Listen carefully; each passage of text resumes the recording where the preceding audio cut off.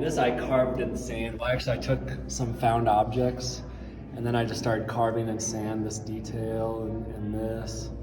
And so yeah, I do love to do the physical carving as well.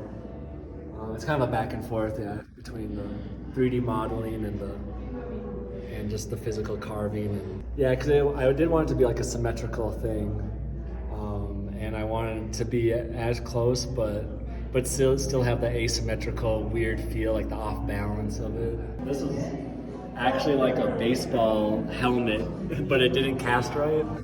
It was like a small helmet, like, and you can kind of see, but it didn't cast right, and because it was really thin. So like the thinner the object, the harder it is to cast, because you need to like really hot metal. But yeah, there's always like the weird miscasts, but those are fun too in a way. Because of how they are, then it just looks more like drippy and weird, you know. It looks more. So I was big into music then, and we had a metal project, and I was like, I always loved how MF Doom was like, it's not about who you are, it's about your art. Like this right here. I don't know if anybody pays attention to looking outside, but usually a sky is darker at the top, and below here starts to be kind of a turquoise, or even lower down. Now these clouds would have covered it, but having this turquoise in here is so pretty, because if people would really pay attention to the outdoors, they'll see the different gradation of a blue sky. It's not all one color of blue. And so it's really cool, especially if you can get out to the actual horizon line, and the very bottom, just above your trees, will turn into this color, and then higher up it gets darker blue. So that's always been a fun thing. And I've never looked at anything the same outside, or even a pet, as since I started painting. It's just everything I look at it is a totally different eye now since I've started painting. So I think that makes me appreciate things even more, because I'm looking for colors, shapes, and detail that I probably just assumed, oh, that's a black and white dog, oh, that's a green tree, but you know, what shade of green is it? What are the branches like on it? Stuff like, and clouds. I absolutely love clouds. They're my favorite thing.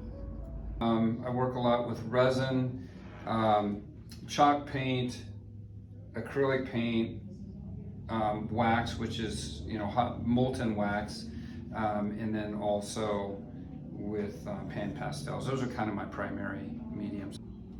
Most of the cat, the cougar, well, it's digitally painted, and then there is pan pastel and chalk paint. So you can see kind of which is chalk paint, like his whiskers, for example, that's all chalk paint. This stuff in here is all chalk paint. The shadow detail is chalk. And then I blend a lot with the pan pastels.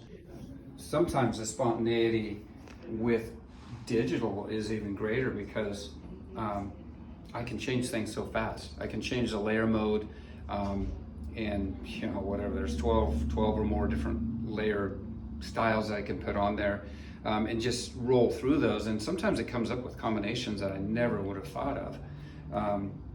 You know, so just experimenting like that. And the other thing that I really like about digital is when I ruin something in digital, it's no big deal.